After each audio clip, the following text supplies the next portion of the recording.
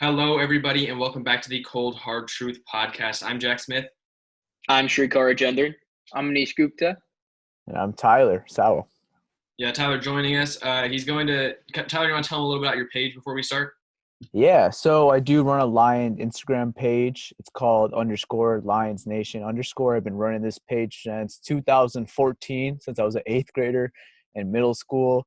And then, just since I've been running a podcast for the last 2 years, and that's been great. And these guys hit me up and sounded dope, so excited to join. Yeah, we'll make sure Appreciate it. Make sure you go check out his stuff. We'll leave it in the description of the podcast and the Instagram page. But for now, what do you think about the Lions offseason, kind of looking back on it now? What do you think? I mean, they had a lot of holes to address, obviously only winning 3 games last year. So, they had a lot of needs. The culture right now is a bit questionable with some players coming out after being traded or being released. We saw Darius Slay bash the coaching staff. We've seen Quandre Diggs bash the coaching staff. Mm-hmm. We've seen Damon Snacks Harris, and the list goes on. I don't need to continue with all these guys. But, I think this year, we got the Patriot regime right now with Patricia. It's year 3. He's sticking to his roots, man, bringing up all those guys that have played under his regime before that kind of know that Patriot way, as you could say. So, I'm hoping maybe the talent we had before, not that the culture now the culture will not be a problem anymore, because it's always seemed like it's been the culture, not really the talent. But, I guess you could make that a mix of both when you're only winning 3 games. So, it was solid. They brought some guys that know the culture, like I mentioned, with the Patriot system, and they brought some solid players. But, they also lost out on some guys that were big for them last year, including a guy like Darius Slay. So, it was solid. What do you think is the team's biggest need remaining, after the offseason, after the draft? What do you think is just the biggest hole in your roster? For sure the interior defensive line right now. We barely addressed it. We were one of the worst teams at getting pressure on the quarterback last year, one of the worst teams at stopping the run last year. And in the offseason, we essentially almost ignored it in the draft, not addressing it until the 6th and 7th round, which, when you get to that place, you don't know what you're going to get. And then in the offseason, free agency, we only got Danny Shelton, who's a solid run stuffer. And then they signed Nick Williams from the Chicago Bears, who's never put up a sack before last year. So, and he's been in the league since he was a 13. So that's saying much, could that have been just a fluke? And as of right now, you look at the depth chart, you're counting on him to probably start, or Deshaun Hand, who's been dealt with injuries, his first 2 years of his career. So, yeah, no, most definitely the interior defensive line right now. Do you agree then with picking Okudah maybe over someone like Derek Brown, even at pick 3? Yeah, I think the Okudah pick was still smart. I think Okudah is just such a better prospect than Derek Brown.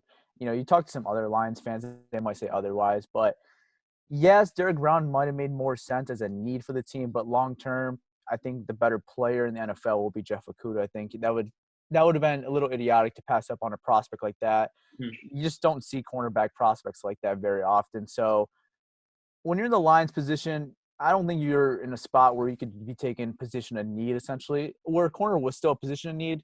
But I think you got to go more best player available than position of need. When you're especially picking at 3, you need to take the best player available. And if you don't need a quarterback, I really believe Jeff Okudah was the best player available at pick 3. So Tyler, I got a couple questions for you here. Obviously, I'm a big fan of the Okudah pick. I'm a huge Buckeyes fan, so I really like the pick there. But kind of big name questions for the Lions, at least.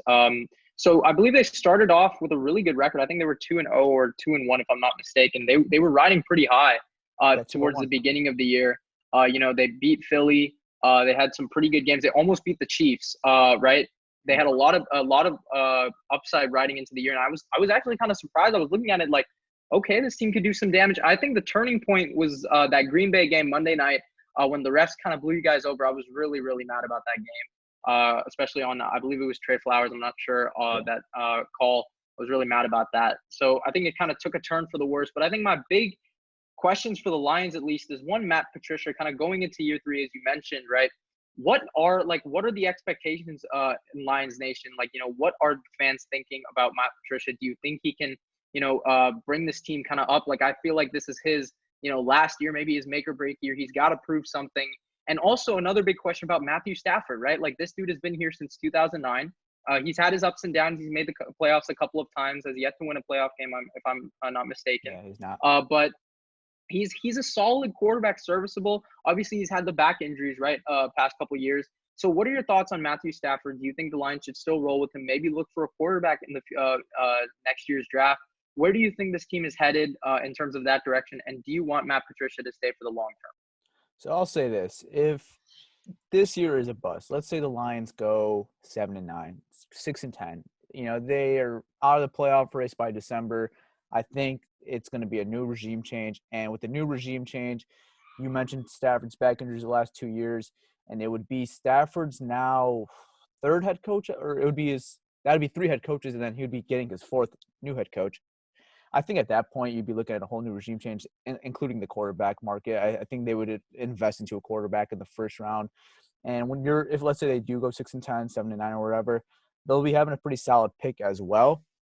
So, yeah, if the Lions do have a flop year, a bust year, and coaching staff is gone and the GM is gone and all that, yeah, I think we could be looking at a new quarterback for the Detroit Lions in the future. Maybe Stafford just that 1-year bridge quarterback. So, whoever you do draft, you could have him sit out for maybe half a year or even a full year because Stafford's just a good veteran to have. And then, maybe you could just let him walk, or if there's a trade, it just all depends. But, and then the Matt Patricia question, I haven't been the biggest fan of Matt Patricia. I've never really believed in his philosophy. I don't think his philosophy is really going to work in the NFL. I think it's just I don't think there's enough players in the league that he looks for. So we say those Patriot type players. I think there's only so many Patriot type players, and I think the Patriots have so many of those guys, and it's hard to build a whole other organization around those type players that know the culture when you're so exclusive with it. Because you look at anywhere else that has not been a Patriot type player, they hate the culture. I mean, it's just always bad and bashed towards it. So. I just don't think there's enough players in the league that, believe in the philosophy. So I've never been a big fan of Patricia since last year, but I don't think it's going to really work. But, I hope I'm wrong. Hopefully prove me wrong. Maybe they go 9-7 this year, 10-6, and then, they do make the playoffs. They stick around. And then, maybe we could talk about building around Stafford for another couple more years. Yeah, I think so. I did have a question about, I was looking at the roster last night, and I mean, I was looking at linebacker, and some first-round picks, they just won't work out. That's just kind of the reality of the draft. Despite all the hope, surrounding these guys every spring, it's like a significant portion will bust. And I mean, looking at Jared Davis, I mean, I don't think he's developed into that defensive field general that Detroit wanted when they chose him with 21. Instead, I mean, his first 3 seasons have been marred by injuries, inconsistency. So they didn't pick up his 5th-year option. And I mean, the Lions, they can save about $2 million with Davis's release. They can then rely heavily on Jamie Collins, Reggie Ragland to go along with Carson Jones, Jelani Tavai, Reeves Maben. So if you were the Lions, would you get rid of Jared Davis right now, or would you ride with him another year? I think I would ride with him another year. I mean, even though his inconsistency had been, very obvious on the field, and I'm not even here to say Jared Davis I think is a long-term option, but I still think he has a lot to prove. And I think his potential is still through the roof with his athletic abilities. It just needs to put it on the field. He has the ability, he has the ethic to be there. He's a great culture guy. Patricia said it a million times that is someone you want in your culture. So I am cool with letting Jared Davis get another year, and I'm okay with the Lions declining his 5th-year option because he has to prove it. I think he has the most to prove on this team right now going into the 2020 season for this Detroit Lions team. Yeah, so we've touched on quarterback. I kind of wanted to move a little bit over to running back because we all thought that they had it figured out. They were just going to kind of carry on with Kerryon Johnson. But now drafting DeAndre Swift, what do you see for the running back room this upcoming year? Yeah, I mean, the running back room right now looks actually very intriguing with the Lions. You got Kerryon, you got DeAndre Swift now, and you had Bo Scarborough, who kind of came to the shows, in the second half of the year when Kerryon did get placed on IR, and, they promoted Scarborough off the practice squad, and he showed up. So, the running back room with Kerryon's injury history, this is his first 2 years in the league, with Scarborough's injury history and, the overuse at Alabama, it's still keeping up with him in the NFL. I could kind of see Detroit maybe running that, that San Francisco 49ers type backfield, if you know what I mean, like that Tevin Coleman, Raheem Mostert. It's like there's not one consistent guy. It's just a bunch of guys getting a bunch of carries, and they're all different backs, which I love. And I can kind of see that happening with the Lions. DeAndre Swift has never been a workhorse at Georgia. And, I could kind of see that. It seems like it's kind of the new trend in the league. The Chiefs did it a little bit last year, and they seem like they're going to kind of keep that trend. They got Damian Williams still. They drafted Clyde Edwards-Helaire. It seems like it's kind of the new trend going around the league, and Detroit is kind of building that right now with what they have with Swift, Kerryon, and Bo Scarborough. So I think teams saw how successful San Francisco has been doing it with what they got. I think, teams are trying to take that trend, and I think Detroit's going on the right track with that. Mm-hmm. I kind of based off those running back questions, right? So obviously Detroit has been one of those teams that's just lacked consistent running back production, as Jack kind of alluded to, right? I mean, I remember they went for a long stretch where like Reggie Bush was the last 100-yard rusher, right? In like 2013. I mean, that took a while for it to crack. I was really high on Amir Abdullah. I mean, he was 4 yards short. I remember one year I had him in fantasy actually, and he was like at 96. I was like, just get there, just get it. It sucks seeing the Lions, not have that consistent guy rushing the ball. But I'm high on DeAndre Swift. I mean, Georgia running backs are seeing it. Sony Michel, Nick Chubb. I'm a huge Browns fan. Chubb's been great for us. So I think we've seen kind of this parallel of Georgia running backs coming out. So I think this whole running back kind of not even committee, it's just like ground and pound type system, I think will work well. But, obviously with the Lions, when you look back on them over the past, 5 to 10 years, obviously one guy we talk about a lot is Megatron, right? Calvin Johnson. I'm sure you're a huge fan of his game. I was too when I watched him. Easily one of the best receivers I think we've had in this league. And if he had stayed longer, I mean, sky's the limit for that guy. So, while they've had some guys, Golden Tate, right now I think Kenny Golladay is a really underrated receiver in my opinion. So obviously now Megatron's gone, but his legacy kind of lives on through these other Lions receivers. But so I actually wanted to talk about Kenny Golladay. What are your thoughts on his potential? And what do you see for this Lions receiving core? Obviously, it's been a while since Megatron hung up some cleats, but what are your thoughts on Kenny Golladay, and where do you think he stands among the league's top receivers? I mean, this might be a little biased. You guys could call me off on bias, but I truly believe he's like in that lower top 10, maybe that 9-8 range. I really think he's that good, honestly, and I think his potential is still up there. He's going to be due for a contract very soon, probably this year, honestly, in training camp, or if there's a training camp. So I think that's someone the Lions do need to lock up long term. Yeah, like you mentioned, man, Golladay just got it, man. He's got that juice everywhere. He's that true possession receiver. He's going to get any 50-50 ball most of the time.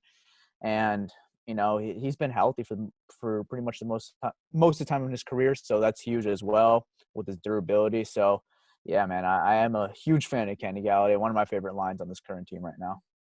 And speaking about Kenny Golladay and the receivers, I mean, he is entering the final year of his contract, of course, and he's not the only receiver that could leave soon. Of course, Danny Amendola, he's on a 1-year pact. Marvin Jones is going to be a free agent in 2021.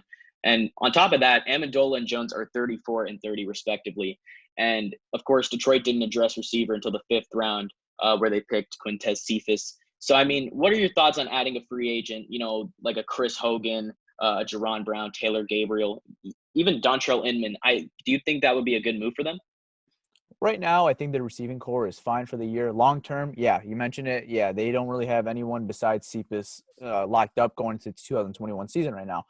So, maybe next draft we could be addressing that. But right now, I mean, I think you got a solid room. You got Golladay, you got Marvin Jones, Danny Amendola. We signed Geronimo Allison from the Packers this year. Mm-hmm. Yeah, and then we had Marvin Hall, who was, always good for 1 to 2 vertical for a deep pass every game. And, they drafted Cephas as well, especially with the roster expansions. I think there'd be like 5 to 6 wide receivers on the team. And I think you kind of got that right now with what they have. So it's a need for the long term, but for right now, I think they are fine with the wide receivers. I think it's one of their strongest positions on the team right now. But, yeah, in the long term, yeah, definitely they do need to address that because besides for Quintez Cephas, like you mentioned, a 5th-round pick from Wisconsin, the Lions don't have any wide receivers locked up for the 2021 season and beyond that. So, yeah, in the long-term future, yes, 100%. Right now, I don't think they need to get a guy like a Chris Hogan or a Dontrell Inman or something like that. Sorry, just another quick question on kind of the offseason in general. So obviously one of the things for the Lions at least, and honestly, like around the NFC and the NFL in general, was the whole Darius Slay situation. I know you kind of alluded to it a little bit with his problem with Matt Patricia, right? But so he was expressing, interest in wanting out, and obviously as a Lions fan, it sucks to see a player of his caliber leave, right? So I believe you guys got a third and a fifth round pick out of that, and he's gone now to Philly. And you replaced him with Desmond Trufant and Jeff Okudah. I'm a huge fan of Okudah, as I mentioned. Trufant, I believe if he can get back, because it's been a while now, right? Like I think his prime years were 2015, 2014, 2016, around that area. So it's been a while, but he's still serviceable. He did well for Atlanta in some games last year. So what are your thoughts on Okudah and Desmond Trufant kind of replacing Darius Slay? And were you okay with what they got back for, in my opinion, the top 10 corner in the game? Yeah, I mean, the Darius Slay return is kind of what I expected, honestly. 29-year-old corner who has expressed that he wants out, obviously. And like I mentioned, he's 29 years old and wanting to be the highest paid cornerback in NFL. And, we've seen the drop off for corners when it gets to like that 30 to 31 age. I mean, just look at like dominant cornerbacks like Xavier Rhodes, for example. Like, look how much his game has dropped off. Like, we have a nickname from him when he was in the NFC North. The roads are open now. Yeah.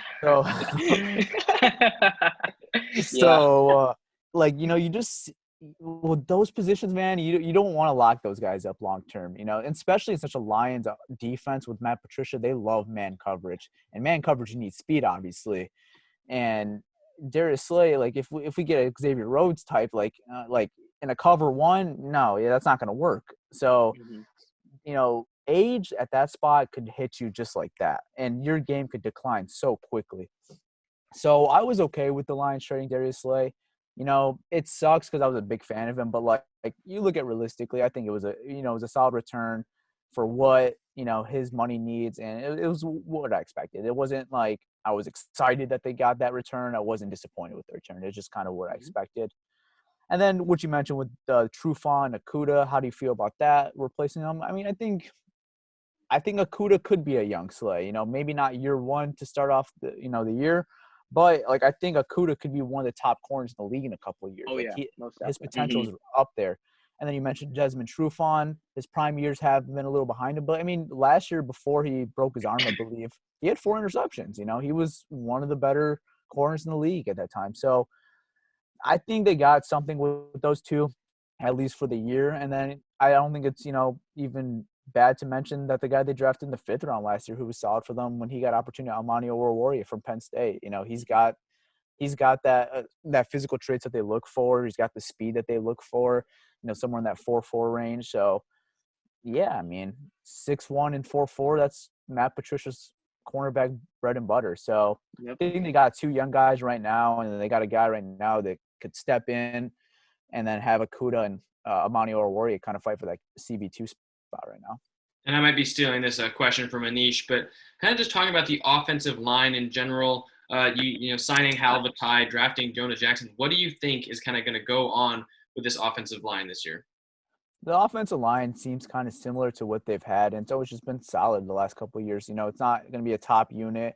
It's not going to be a bad unit. It's going to be in that, it's going to be in that middle range in the NFL, like that maybe 13 to 15 range. They lost Graham Glasgow, which was a huge loss, but I think they got Jonah Jackson, who's very similar to him. Like, he's not great at anything, but he's a good run protector. He's good in pass pro. So you got a little, like, just a versatile guard that could do a little bit of everything and not a liability at all, like someone you want on your offensive line. And then you mentioned Vaitai. He's kind of getting his first opportunity to ever start in the league at full time, at least. So that'll be interesting. They replaced Rick Wagner with him. Rick Wagner was whatever for the Detroit Lions. So I think it'll be pretty similar results. I don't think they're going to improve on the offense line, but I don't think they're going to get any worse. Mm-hmm. And I think right guard is the spot to watch on that O-line. And, of course, I don't think you mentioned it, but you guys selected mid-round picks, Jonah Jackson and Logan Stenberg. I think they're going to also have the opportunity to start on the O-line. Yeah, Stenberg will probably compete. I don't think he'll win it day one. I still think they have Joe Dahl. Lions did something a little unique last year, which I wasn't a big fan of it last year when they had Graham Glasgow, because I think Graham Glasgow should be getting 100% of the snaps. But, now this year you got guys like Jonah Jackson. You got guys like Joe Dahl, who got guys that don't need necessarily 100% of the snaps. they did a rotation of guards last year. So I can kind of see that happening this year where they have like 4 offensive guards that are getting prominent snaps in a game. So you just rotate them like every other drive or something like that. So the Lions did that almost essentially. I think they did it every game last year. So I kind of see that trend happening this year again, especially with the guys they have. So that I actually didn't know about that, but I think for me at least, I like Jack kind of alluded, at least for me on an offensive line is extremely, extremely important. Obviously, as a Browns fan, I've seen what bad offensive line can do to quarterback play and just offensive play in general. I think for me, it's just quarterback, coach, and offensive line are the 3 things that make your team go. We've seen consistent teams like the Steelers, the Patriots, who've found ways to use, quarterback, coach, offensive line. So, for example, teams like the Lions who've had kind of the inconsistency there, right? Obviously, Matt Stafford has been there for a while, but then injuries kind of derailed him. And I can't even remember his name, but the guy who started on Thanksgiving, I think it was Jeff Driscoll. I'm not sure. I don't even know. David Blau. Yeah, Sorry, Blau.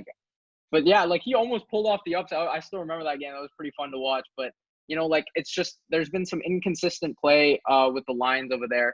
But my whole thing with the offensive line is, what are your thoughts on that rotation? Sorry, I kind of going back to it because my thing is with offensive line, the whole thing is chemistry, right? So for example, Jack's a huge Jets fan, and I told him, right, if you invest a lot in offensive linemen all in one free agency, it's just hard to get all 4 or all 5 guys to regroup. Obviously, now we've had shortened OTAs, shortened training camps. I don't even know what the situation is going to be like, right? Because we're just so in the dark with this whole coronavirus situation. But like, what are your thoughts on keeping that system going? Do you think they should, find a solid five guys who can play most of the snaps, get as much time as they can to gel with each other? Because I feel like that allows the offensive line to grow, that allows the running game to flow, and then that allows obviously the passing game to work. So what are your thoughts on that?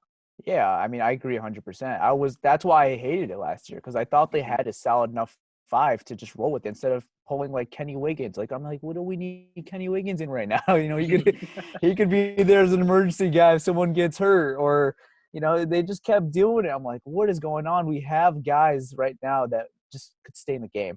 So yeah, I mean, it would be ideal if we could just find a nice starting 5 offensive line. And you mentioned that chemistry; it's huge. It is obviously huge. But, right now, like you look at both guard spots, Jonah Jackson's never taken a snap in the NFL, same with Stenberg.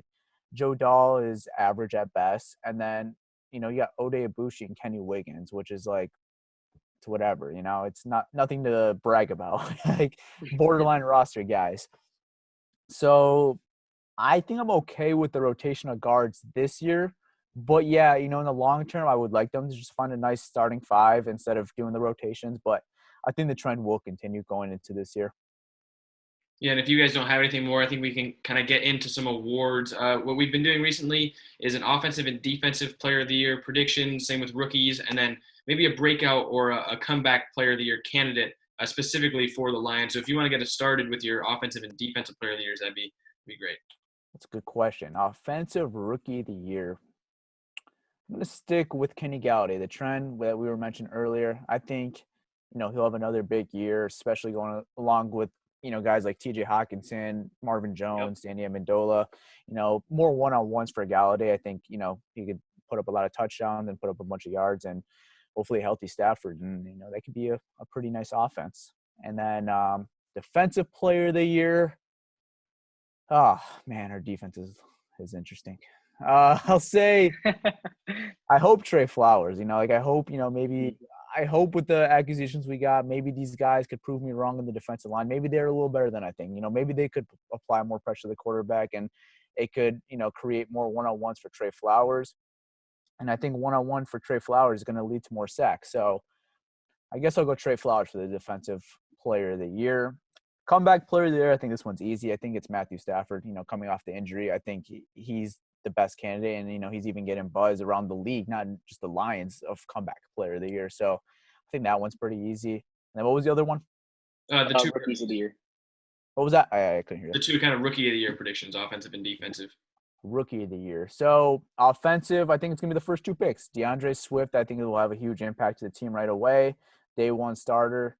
And then defensively, this one, you might expect me to say Akuda, but numbers-wise, maybe Julian Okwara could put some, more sacks, and, those are usually the more sexy numbers for, like, MVP and all that stuff is sacks more rather than, pass breakups and stuff like that. Yeah. So, maybe numbers-wise, it could be Julian Aquara. Okay, I'll go. For offensive player of the year, I'm gonna go with Kenny Galladay. I think the receiving core mainly stayed the same. I think he's gonna produce again. I think we forgot to mention. I think T.J. Hawkinson is gonna play a bigger factor. In his second year, it'll be interesting to see how that plays out. Defensive player of the year, like you, Tyler, I want to say Trey Flowers, and I think I will go with Trey Flowers here. Of course, you bring in Jamie Collins. I think that's gonna help him help Flowers produce more. So yeah, and then defensive rookie of the year, probably going to go Jeff Okudah here. I mean, the third overall pick, he should be the biggest impact performer from a team's rookie class. But I mean, his addition to the Lions, it just goes beyond draft status. Like the Lions could not stop any opponent through the air last year. Pretty sure they were dead last. So changes were needed and made. Okudah is the real key though, because he doesn't have any choice but to just step in from day one and just serve as the shutdown corner he's capable of being and the ones that the Lions want. Offensive rookie of the year, I'm going to go with DeAndre Swift because Kerryon Johnson, he's pretty incumbent in my opinion. Him getting drafted in the second round, I was thinking maybe he'd get the starting job over Kerryon. So I'm going to go with DeAndre Swift as my offensive rookie of the year. And then what am I missing? Comeback or kind of breakout player of the year. Comeback. Okay, yeah. Comeback player of the year, I'm going to go Matt Stafford. Of course, with the back injuries. Tyler touched on this a lot. But yeah, I'm going to go Matthew Stafford. And I think with Galladay, and he's serviceable. And I mean, I think he can lead his team pretty far. But I mean, it all depends on coaching and all that stuff. Yeah, I think with the Lions, it's easy to kind of differentiate who's kind of their offensive guys, who's kind of their main defensive guys. Excuse me. I think their offensive player of the year is Kenny Galladay, as we mentioned. I think he's a borderline top 10 receiver, like you said. I think he has all the tools to be a lot better than the years prior. I think his ability to run after the catch be a lot better than what he had in 2019. Defensive player, I think I'm going to go with Trey Flowers as well. I just think his potential on the defensive side of the ball, especially as an edge rusher, I think is really solid. I think he can become a top 10 defensive end given the right coaching by Matt Patricia in year 3. And I think he can do a lot of potential there. For the rookies, I think, again, kind of obvious picks here. DeAndre Swift, I've been a huge fan coming out of Georgia. Again, I'm a huge fan of all Georgia running backs after seeing what Michelle and Nick Chubb can do. So I see no less in DeAndre Swift. I think him and Kerryon Johnson will have a lot to say in that backfield, and I think Detroit can finally look for a consistent running game there. I know it's been tough up in Michigan, so hopefully that kind of pays out there. And I think we're on defensive rookie of the year.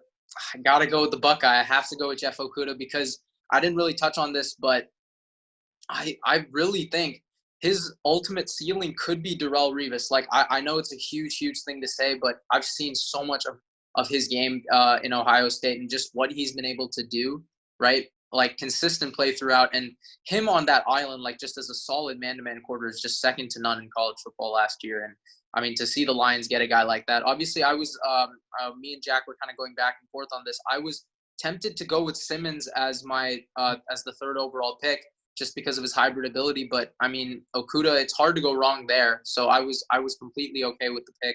And then my most improved, I think Shrikar kind of touched up on it, TJ Hawkinson, the tight end. While I'm not a big fan of taking tight ends early, I think for example, I wasn't a big fan of the Hawkinson or the Noah Fant pick.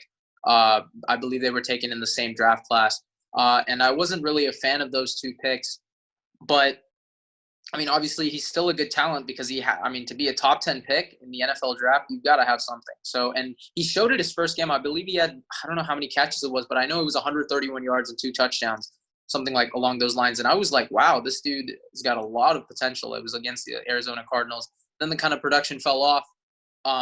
But, can it potentially come back into a greater shape and form? Most definitely. Like, there's a lot of potential there at the receiving end. So, yeah, that's my most improved player for the Detroit Lions. Yeah, I think you guys kind of touched on most of it. Offensive player of the year, it's hard to go anyone but Kenny Galladay. I mean, you can look at Matt Stafford, but I think that the picks has got to be Galladay. I think he's going to be a top 10 receiver in the NFL this year, so he's a pretty simple pick. Defensive player of the year, the Lions don't have a ton of proven players on the defensive side of the ball. So just like all y'all, I'm going to go with Trey Flowers. I think he can prove himself on the edge, getting acclimated to Detroit finally. If he can get the coaching, I think he can be a top edge defender in the league. I really liked him as a free agent last year. Offensive and defensive rookie of the year, well, it may be easy to go with Okudah and Swift. I think I'm actually going to go with Swift and Julian Okwara from Notre Dame. Seen him play a lot. Playing against USC these last couple of years, I think that there's a possibility he can come and be the best pass rusher on this team by the end of the year. I think he's very underrated, a steal of the draft in my opinion. And then Swift is kind of the obvious pick. I think that he can be the number one running back over Kerryon and be an 1,000-yard rusher. Maybe not this year, but in the future.